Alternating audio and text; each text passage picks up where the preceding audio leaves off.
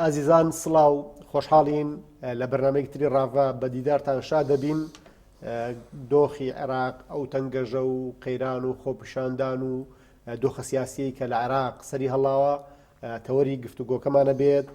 بارودۆخی عێراق ئەگەرە جیاوازەکان بژاردەکان لە بەردەم خەڵکی عێراقا دەکەینە بابەتی ڕاڤەکردنی ئەم بەرنامەی ڕاڤە بە میوانداری زۆر بەڕێز و خۆشەویست کاک عنایەت نامیق، کارگێڕی لقی چواری پار دیموکراتی کوردستان. کاک عنایەت خۆشحاڵین و بەخێر بێت. زۆر سوپاس بۆ جەنابەت و بۆ ئەو سەربازە و نانەی پشتی کامێرەوە بۆ تەلەڤیزیۆنە پڕ لە خۆشەویستیەکەتان. ئاڕێز و سڵاو و خۆشەویستیم بۆ بنەماڵی شەهیدان و برینداران و ئاوارە و خەڵکی کوردستان بەگشت. کاک عنایەت دۆخی عێراق سەرباری ئەوەی کە دوای ڕوخانی ڕژێمی عێراقی و ساڵی 2003 بەردەوام دۆخی عێراق دۆخێکی نائارام تێکچڕژاو و کێشەی جۆرا و جۆر لە جیاتیەوەی کە عێراق بۆ نمونە چەند هەنگاوی بەرەو پێش بچێ، ژیانی خەڵک بەرەو خۆشگوزەرانی بچێ، دۆخە سیاسێکە جۆرێک لە ئیستیقرار بەخۆی ببینێ، بەڵام هەموو قۆناغێک لە قۆناغ بۆ قۆناغێکی تر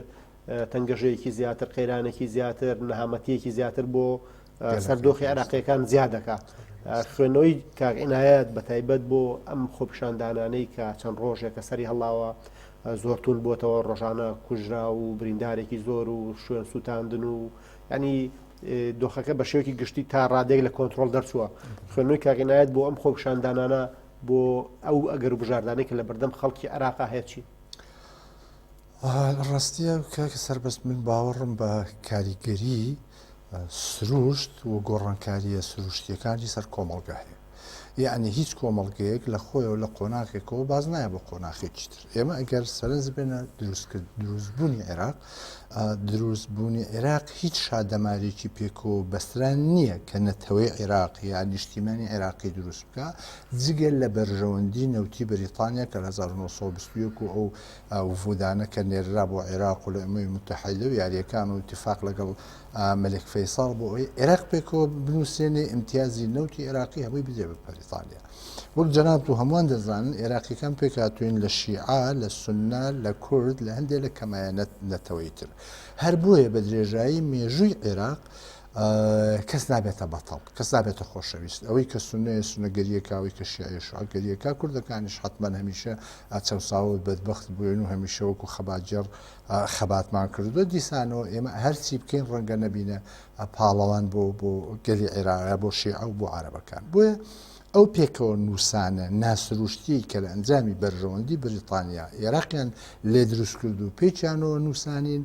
هەرگیز یەک ناگرێت لە کۆمەڵی حاڵەتانە بێ. یان دەبێت سیستەمێکی فیدراڵی وەکو سویسرە چۆن هەر بە تەواوی ئەویش پێکاتووە لە ئەڵمانی و ئیتالی فەڕەنسیەکان کە تا ڕادێکی زۆر هەمووی سەر بەخۆی خۆی هەیە،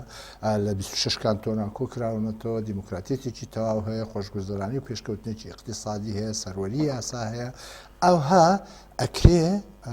وڵاتەکە پێکەوە بمێنێتەوە. یان ئەوەی کە پێشتر هێشتێتەوە ئەو سیستەمە دیکتاتۆریە سنیە تونندڕەویە عەرەبیە بووە کە بە دەستێکی ئاسنین توانیوێتی شیعەکان سەرکوت بکاوەکو مەزهەب و توانیوێتی کورد سەرکوت بکاوەکو نەتەوە. بۆ شاید حاڵیشمان بۆ ئەوە میشم بن و جەنابەت باسی ئەوەکەین کە 500 ساڵ پێش ئێستا لە سیاحەتنامەکەی ئەولیا چەلەبیا کە هاتوون بێدا تێپەڕیون ئەڵێ کە گەیشتینە بەسڕای عەرەبی، ینی پێش 500 ساڵ عەرەب لە بەغاش نەبوو، لە مووسڵیش نەبوو. ئەو کاتە مووسڵ و کەرکووک و مەڵتیقانە هەمووی مەنتیقەی ئاشووری و کورد بوون، ینی عەرەبێکی تیان نەبوو. ئەنجا حکومەتێک لە دواییەکەکان هەمیشە کاریان کردو لە 1920ەوە بۆ ئەوەی کورد لە ڕێگەوە دەربێنێ و شوێنەکەی بە عەرەبی سونە پڕ بکاتەوە و هەروەها هەوڵیشیان ناوە مەسەلەی شیعەگەرایەتی کۆتایی بێنن سونە کۆنتترۆڵی بکە. ئەم ڕەوتە پێکەوە شتی استراتیژین. شیعەکە دینەکەی استراتیژیە، کوردنەتەوەکەی استراتیژیە، عەرەبی سونە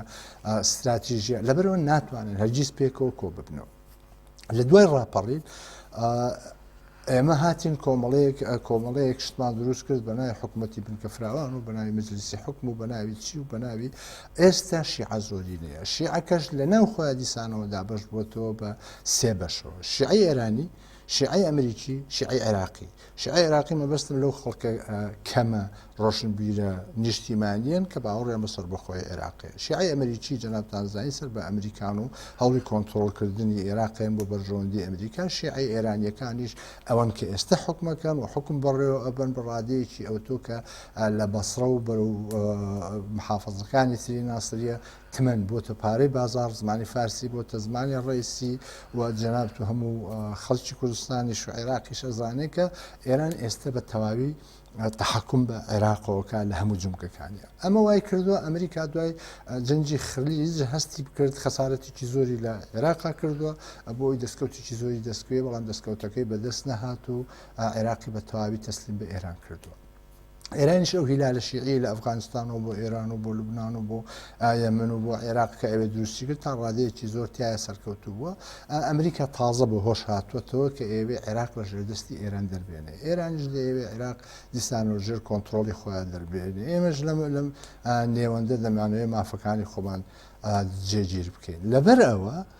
ئەو خۆپیشاندانە کە دەستی پێکردووە بە دیدی من ململانەیە لە نێوان شیعە ئێرانی ئێرانیەکان شیعە ئەمریکیەکان شیعە عێراقیە ئەسڵیەکان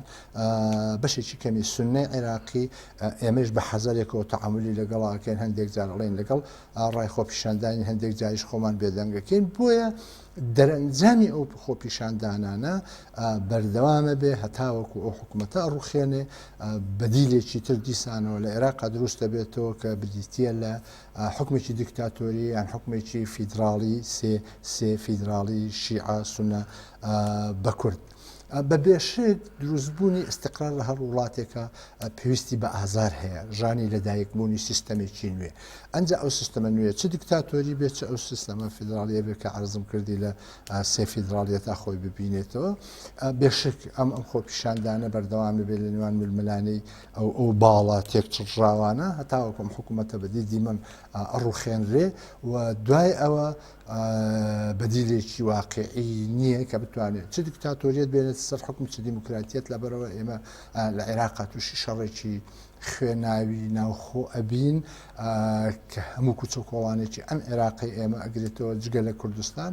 ئەمێنێتەوە سەر ئەوەی کە ئایا کوردستان ئێمە خەڵکانێکی نیشتیمان پەروەر و لە پێناوی کوردستانە دەتوانین کۆی حیزبەکان و گەل یەکگرتوو بین بۆی کوردستان لەو منجەرێکی شەڕی خۆکوژی عێراق داوا بڕێن و تا ڕادەیەک سەر بەخۆی خۆمان مسۆگەر بکەین یاخود تێوە ئەگرین ئەوە ڕەنگە ئایندە بڕیاری لێسەر بە ئەگەر کورد یەکدەنگ بێ یەک ڕێز بێ تێوە ناگرێن ئەگەر یەکدەنگ نەبێ بێشک ئێمەش تێوە ئەگرێن و دوای ئەوەی بە دیدی من عێراقیەکان هەمووی پڕ لە خوێنە بێ پڕ لە ئازارە بێ ئەو کاتە ڕەنگە جارێکی تر ناچار بوون لەسەر مێزی گفتوگۆ کۆ ببنە و لە کۆتاییە یان هێزێک زاڵە بێ و دیکتاتۆریەتێکی تر دروستەکە یان ناچارین کۆ ببین و سێ فیدراالیە دروست بکەین و عێراقێکی تا ڕادەیەک جێگیر دروست بکرێت کاگەنە سەبارەت بۆ خۆپیشاندانانەی کە لە ماوەی ڕابردوو هەیە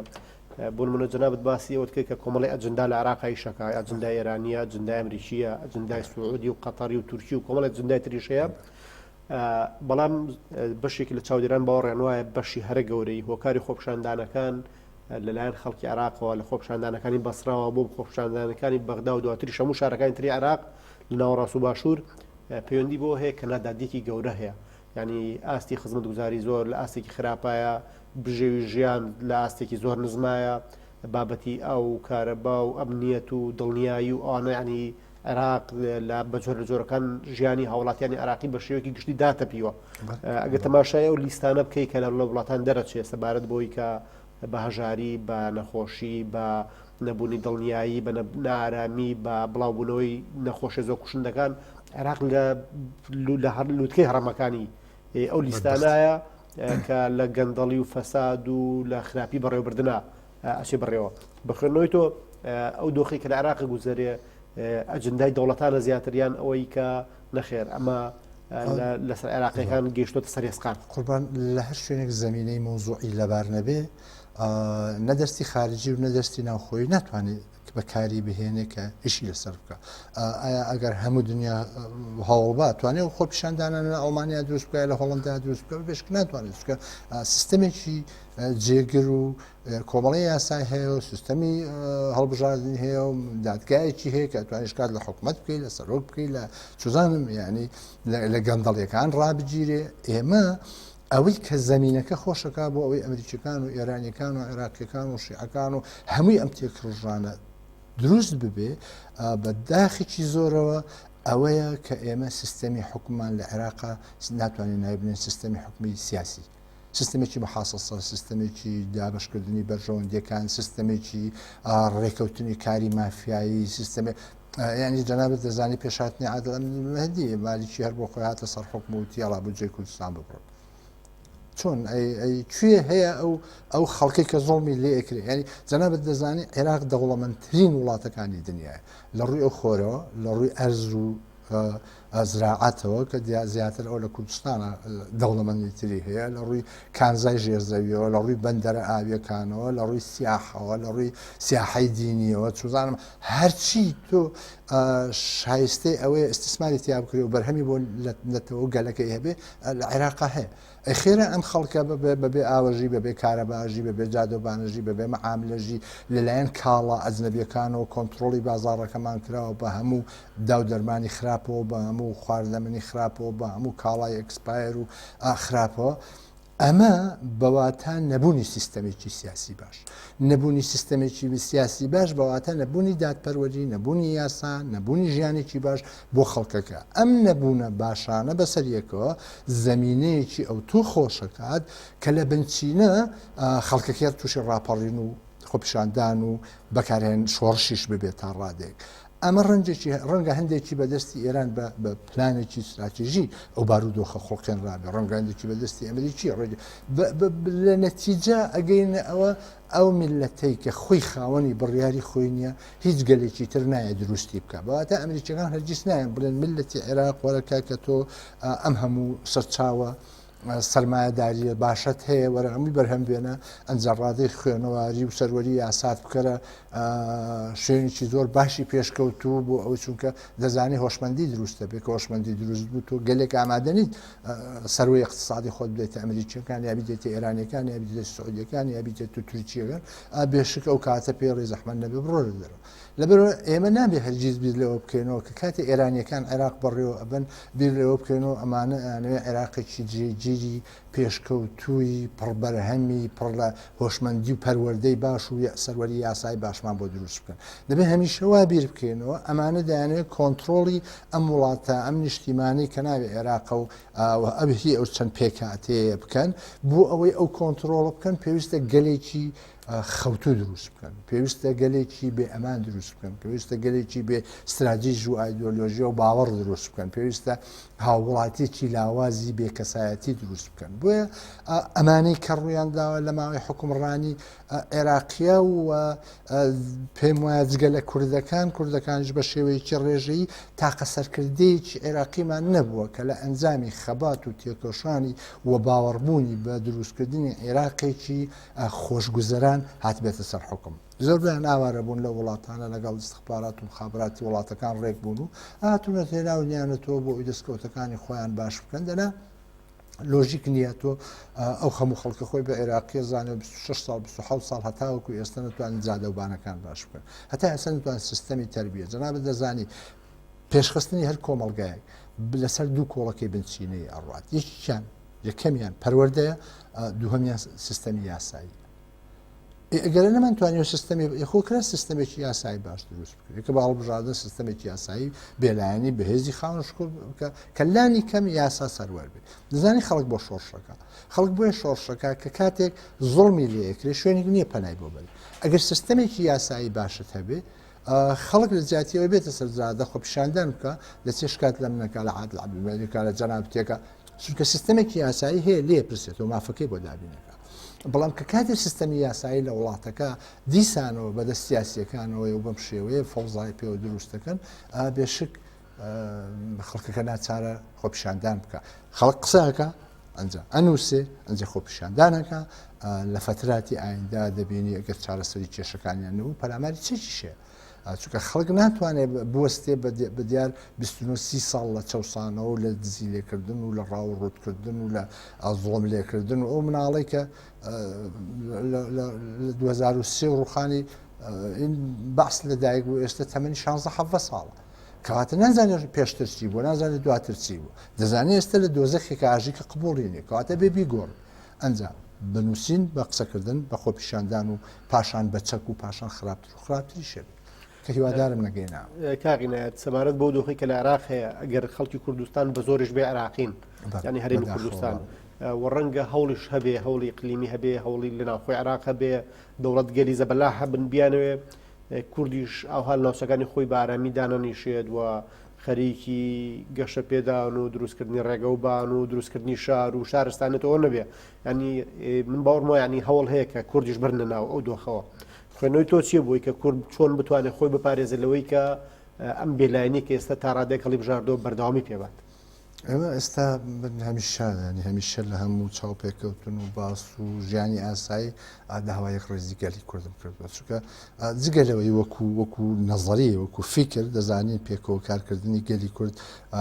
یەک ئامانجیەوە ئامان لەیەکە و یەک ئامانجیش ئەمان گەێنێتە کەناری ئەمان بەڵام دیسانەوە زۆر گەشتبین نیم بە بەردەوامی یەک ڕێزیەکەمان ئەوەی کە ئێستا واکە ئێمە جیاواز لە عێراق لە دەروی خۆپیشاندانەکان بین کە زۆر بەڕاستی و سەراحەت بیڵێم هێشتا ژیانی ئێمە لە کوردستاندا ڕاستە باشتر لە عێراقان ڕاستە باشتر لە ئێرانەکان ڕاستە باشتر لە سووریەکان بەڵام هێشتا ئەو ژیانی کە ئێمە بۆ گەلەکەی خۆمانمان دروست کردووە ژیانێکی شایستە نییە بە هاوڵاتیەکی کورد کە 1380 ساڵە خەباتەکە لە پێناوی سربەخۆیە بەڵام کە نەمانتوانێت باشتر دروست بکەین هۆکەی ئەگەڕێتەوە بۆ نەبوونی سربەخۆی تاومان بۆ نەبوونی سنووری کە ئێمە تایە بتوانین لەو سنوورە هاوڵاتی کوردی بە تەواوی بپارێزین چونکە سنوورت پاراست هاوڵاتیت پارێزراوە و نەمانتوانیوە سیستەمێکی ئابووری باش دادپەروەری باش دروست بکەین چونکە دیسان سنوورمان نییە دەستێوەردانمان هەیە کاریگەریمان لەسەر هەیە ئەوەی کە ئێمە هێشتوەتەوە ئەم بارودۆخە بێشک بە تەنها ئەو نیمچەیەک ڕیزیەیە کە لە کوردستانە دروستمان کردو نیمچەیەک ڕێزی جا تەسەوەر بکە ئەگەر یەک ڕێزی تەواو لە پێناوی استراتیژی کوردستانێکی سربەخوا دروست بکەین و هەمومان بۆ ئاڕاستەیە کار بکەین دەبێت بە هەشتێک بۆ کوردستانیەکانمان بۆ خۆمان بۆ هەموو هاوڵاتیانی کە لە کوردستانە ئەژین دروست بکەن من پێم وانە ئەوە بمێنێتەوە چونکە ئەوەی کە من دەیبیسم هەندێک کاریگەری ئێران لەسەر زۆنی ملەوەن هەیە لەوانە سەیتەرەی چەند لای گرێزەوە دروست کردووە کە پێویستە ئەو سەیتەرێ بێتە منتیقەی بازاڕی ئازادی ئێران ئێمە کە وردە وردە هەمومان دەزانین ئێرە فارس و تورک کاتێ بستێ لە زەوی داگیرەکەن هەتا قال و بەلا بەجێی ناهێڵن ئەوە دیاردەیەکی زۆر خەتەر دێتە بەرچاوم لەوە خەتەرتر مەسەلەن ئەو چوزانم ئەموارکردنەوەی دەستورەکە ڕەنگە هەندێک لایەنە کوردیەکان پێیان باش بێ ئەوە کاریگەری زۆر مەترسیداری هەیە لە ئەسڵا خۆ دەکرێت لە ئەموارکردنەوەی دەستور ئێمە دیسان بەیەک ڕێزی بە یەکدەنگی گەلی کورد دەستکەوتەکانمان زیاتر بکەین ینی مادەی 140 مار بکرێتەوە بەهێزترەوە ئەو ناوچانە ناوی مەسەڵەن مەنتیقەی متەنازع نەبێ و کوردستانی داگیر کراوە و دەکرێت هەندێک مەسائلی تری زۆر بە قوت لێن بکەین ینی مەسەلەی فیدراڵی بە قوت بکەین مەسەلا بگوێزینەوە بۆ شتی تر بەڵام ترسی ئەوەم هەیە کە لە لیژنەی داڕشتنەوەی دەستور ئێمە نەتوانین گەلی کورد یەک دەنگ بێت و هێزی فەرزکردنی خواستەکانی کوردمانەوێت چونکە جەنابەت دەزانی لە نووسینەوەی دەستور ئەوەی کە هەرگیز بیر ناچێ نەشوان مستەفا و پێم وایە خەڵکیتر باسییان لێ کردووە دەڵێ لە کاتی ئەوەی ئیتیفاق بکەین لە دەستور جەنابی سەرۆک لەسەر مەسەلەی فیدراڵی و پێشمەرگەوانە زۆر پێی داگرت ئەو نوێنەرەکەی ئەمریکا لێرە ئەڵێ زۆر هەوڵی یاڕێی کاک مەسعود بگۆڕێ پۆڵ بریمەر ئەڵێنەی گۆڕی تەلەفۆنی بۆش کرد بۆ ئەوەی قسە لەگەڵ جەنابی سەرۆک بکە نەشوان مستەفا دەڵێ تەلەفۆنەکەی هێنا بۆ جەنابی سەرۆک بارزانی کە بۆش قسەی لەگەڵا بکە جەنابی سەرۆک بارزانی جوابی بۆشی نایەوە زۆر حەحکراکە بۆ جۆرج بۆش و سەرۆکی ئەمریکا و پێویستە جواب باتەوە وتی نەخەر من پێم باشە شەرمەزانی بەردەمی جۆرج بۆش بم نەک شەرمەزانی بەردەمی گەلەکەی خۆم ببم ئەگەر بەم ڕۆحیەتە نەتەوەی و نیشتیمانیەوە ئێمە جارێکی تر بتوانین دەستور دابڕێژینەوە و چونکە لەمپەرێکی ترمان هەیە مەسلەی سێم حافظات کە ئەگەر هەر شتێک دەرچوو ڕەتی بکەینەوە یەکدەنگ بین پێم وایە ئێمە بەرەو کەناری ئەمانە ڕۆین بەرەو دژبوونی دەوڵەتی سەربەخۆی کوردستانە ڕۆین بەڵام ئەگەر وەکو هەمیشە پەرتەوازە بین ئەگەر وەکو هەمیشە هەرێکی لە ئاوازێ بخوێنین ئەگەر هەرێکی هەمیشە هەرێکێکمان بەدەست بەرژەوەندی وڵاتێکەوە نوێنەری ئەو وڵاتە بێ زیاتر لەوەی نوێنەری گەلی کورد و نیشتیمانی کوردستانە بێشک ئێمەش لەو خوێن ڕژانەی عێراقەوە تێگرێن و چەند ساڵێکی تر لە بەدبەختی چاوەڕێمانە دەستخۆش بکاگنات لە ماوە چەند ڕۆژی ڕابردوو سەرۆکی هەرێمی کوردستان سەردانی بەغدای کرد و بەرپرسە باڵەکانی عێراقی بینی و لە نزیکەوە گفتوگوی ئەو دۆخەی کرد خوێندنەوەی بەڕێزت چییە بۆ ئەو سەردانە و ئەو ڕۆڵە میانگیریی سەرۆکی هەرێمی کوردستان و دەستگاکانی بەڕێوەبردن لە هەرێمی کوردستان کە تا ڕادەیەک هەوڵە دەن جۆرێک لە ڕۆڵی ئاشتی خوازانە ڕۆڵێکی ئەرێنی ببینن لەو دۆخی کە لە عێراق هاتووە پێش ئێمە جەنابەت دەزانی ینی خاوەنی هەمان استراتیژی پێش ڕۆژێک پێش ڕیفراندۆمین چونکە هەندێک استراتیژە ناگۆڕێ بەڵام لە دوای ئەوەی کە بە موامەراتی کۆی جیهان زۆر وازە خەڵم کۆی جیهان توانیان ڕیفرەندۆمەکەمان تووشی شکست و وەستان بکەن ئەوە ناکاتەوە ئێمە دەستمان لە استراتیژی نەتەوەیمان هەڵگرتووە ئێمە بەردەوامین بەڵام هەموو شکستێک قسێکی لینینێ ئەڵێ هەنگاوێک بۆ پێشە و هەنگاوێک بۆ دواوە هەر لە دوای ڕیفراندۆم و توشبوونمان بۆ ئازارە سەختی کە هەموو جیهان دژمان وەستا جەنابی کاکنێت چیر هەنگاوی زۆر بەهێزی دیبلۆماسیانەی ناکە توانی جارێکی تر ئێمە بگەڕێنێتەوە ناو مەحفلی نێو دەوڵەتی و پەیوەندیەکان سەر لە نوێ دروست بکاتەوە ئەمیش لە چوارچێوەی ئەو هەنگاوانەیە کە جەنابەت دەزانی مادام وەکو جەنابەت توی هەتا ئەوکو ئەم چرکە ساتە ئێمە بە زەختی جیهان و چواردەورەکەمان و بەهێزەکان نووساوین بە عێراقەوە کەواتە تاوەکو ئێستا تاوەکو ئەو چرکە ساتە بەشێکین لە ئێران لەبەرەوە چارمان نییە دەبێ هەسوکەوتیان لەگەڵا بکەین عەبدولمەهدی هەندێک هەنگاوی نیمچە ئەرێنی نابوو ئەوەی بتوانێت لێک تێگەیشتنێکمان هەبێ هیوادارم من بەش بە حاڵی خۆم و بێشکم و جەنابێشت و هەموو هاوڵاتێکی کوردی ئەم وڵاتە ئەگەر بتوانین عێراقێکی وەکو سویسرە دروست بکەین و کاتێ مەش باسی جابووی سەر بەخۆی هەر ناکەین هەر پێویستمان پێی نابێت چکە سویسر ئێستا بە هەر سێ پێکاتەکەەوە بەهێزە کەواتە عێراقێکی بە تەواوی وەک سویسرە ئەو کاتە باسی جابوونەوە ناکەین لەبەرەوە جەنابی کاکنێتچیر بێشکم دەزانێت چیەکە ئەو هۆڵانەی بۆ ئەوەیە لانی کەم تاوەکو ئێمە کاتێکی گونجاوترمانە بێ بۆی تعبیر لە ئیرادەی خۆمان یا ئیرادەی خۆمان کە لە ڕیفراندۆمە تعبیرمان لێ کرد بکەینە کار و جەبەجێ بکەین ناچارە تەعامل لەگەڵ بەغاکاو لە بوارە دیبلۆماسیەکەیش زۆر سەرکەوتووە و جێی دڵخۆشی کاگەناسە لەو کاتێک عێراقیەکان خۆپیشاندانەکەن بۆ نان بۆ ئاو بۆ بژێوی بۆ هەلی کار بەشی لەلایەنە سیاسەکان پرسی هەموارکردنەوەی دەستوری عێراقیان هێناوەتە سەر مێزەکان خوێندنەوەی تۆ چییە بۆ ئەوەی کە لە کاتی گەرمی خۆپیشاندانەکان لەو کاتی خوێنی عێراقیەکان لە بەغدا شەقامەکانی سوور کردووە باز لە گۆڕینی دەستوری عێراقیە کرێ ئایا فعلەن ئەو کێشە و ئاریشە و تێنەگەیشتن و دۆخە خراپەی لە عێراقەیە سەبەبەکەی دەستورە یاخود ئەمە بەلاڕەدابردننی بابەتەکەی ئەمە گەڕبگەڕێنەوە بۆ ڕێبازی بارزانانی زمجناوی مالا مستەفا ئەمیشە تەرکیز و داکۆچی لەوە کرد ئێمە دژمنایەتیمان لە نێوان گەلی عەرەب و گەلی کوردانی وەتوانی بووی کارکردنی وابێ سەربازە گیرە ئازادەکرا زوڵاتە گیرا لێرە ئاسو دەبوو تەعاملی لەگەڵ عەرەبەکانە وابوو کە وا بکەین کە شەڕەکەمان نەبێتە شەڕی کورد و عەرەب بەداخەوە قیاداتی عێراقی وایان کرد و شێوازی حکومکردنیان بە تەوجیهاتی ئێران وابوو کە پاڵەوانیەت ئەوەیە لە عێراقا کە چۆن بتوانێت زوڵم لە کورد بکەیت هەر بۆیە جەنابەت دەزانێت دوو شێوە خۆپیشاندان هەیە خۆپیشاندانێکی عەفەوی کە ئەوە بریتیە لەوەی خەڵک لە ئەنجامی بێزاری بێنانی برسێتی بێخەزم هەڵەچێ پەلامارەیە وێرانکاریەکە بەڵام سەرپەرشتیکەری نییە مادەم سەرپەرشتیکەری نییە پلانی نییە لە فترێکی کوتا کۆتایی بێت ئێمە ئەگەر چی نایبینین چیە بەڵام ئەم خۆپیشاندانانەی عێراق خۆپیشاندانێکی عاتفینی هەڵچوون نییە گەل نییە هەر لە خۆیەوە هات بێت ئەوە ئەو هێزە سیاسیانن کە بەرامیان هەیە ئەو هێزە سیاسە هەرێمایەتی و خارجیانن کە مەرامیان هەیە بۆیە ئەو خۆپیشاندانانە عێراق بۆیە زۆر بە متمانە و پێم وتی کە عەرزم کردی کە ئەم حکوومەتە ڕوخێن و ڕەنگە شەڕی ناوخۆش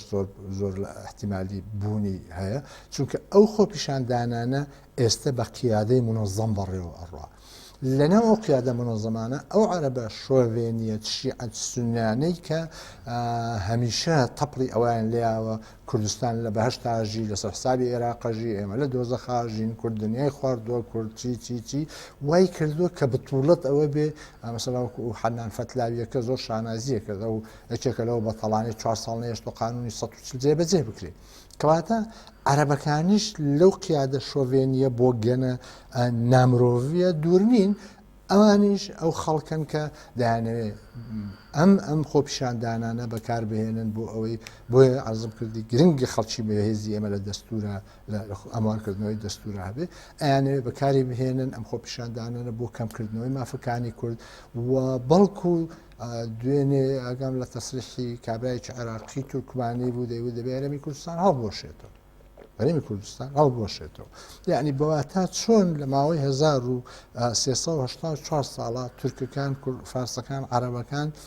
ئیشیان لەسەر ئەوە گردووە گەلی کورد لە ڕێگەوە دەربێنن ئەقڵیەتەکەیان نەگۆڕەوە بە هەمان ئەقڵیەتەوە دەیانێت هەرێمی کوردستان هەڵەشێنەوە دەیانێت بوونمان نەمێنێت دەیانێت ئەو ژیان ببینەوە بە کۆیلەی ژێر دەستی خۆیان بۆیە ئەو سیاسیە خەتەرناکە شۆڤێنیانن کە بە هیوا بەیەکردنی گەلی کورد سەریان با بە قەندیلا و ئێمەشتانی دەوڵەتی سەر بەخۆی خۆمان دروست کاغینایەت لەو ماوەی ڕابردوو بە تایبەتی لە 2 ڕۆژ ڕابردووە هەندێک نووسەر لە کوردستان و باسیەوەکەن کە کاتی و هاتۆ خۆپیشاندان لە کوردستانیش دەست پێ بکە بەخێنەوەی تۆ کاتیەوەی لە هەرێمی کوردستان خەڵک خۆپیشاندان بکە بەرامبەر بۆ ئیدارەیەکە لە کوردستان هەیە من شتی عەرزی جەناب بکەم ساڵی 91 و ڕاپۆڕین بوو زۆر هیلاک بووم بە پێ ڕۆیشتمەوە لەبەر قابەی کرێکارانی ئێستا خۆپیشاندانێکم بینی زۆر سەرم سوڕمە چونکە تو کاکە مشکلە چییە؟ وتیان زۆر ڕێزم بۆ برایانی کۆمۆنیست و هەر حیزبێک هەر ئایدیایەک ڕێز و خۆشەویستیم بۆیان هەیە و ڕێزیانە گرم و ئازادن لە بیرکردن وتیان خۆپیشاندانە بۆ ئەوەی کرێکار لە هەفتەیەکە 5 ڕۆژیش بکات تەنیا 8 سەعاتیش بکە وتم برام ڕاپەڕین بووە هەموو جمگەکانی ئەم وڵاتە شەلەلە ینی نەکرێکارت هەیە نەدائیرەت هەیە ئێمە لە ڕاپەڕینە نزانن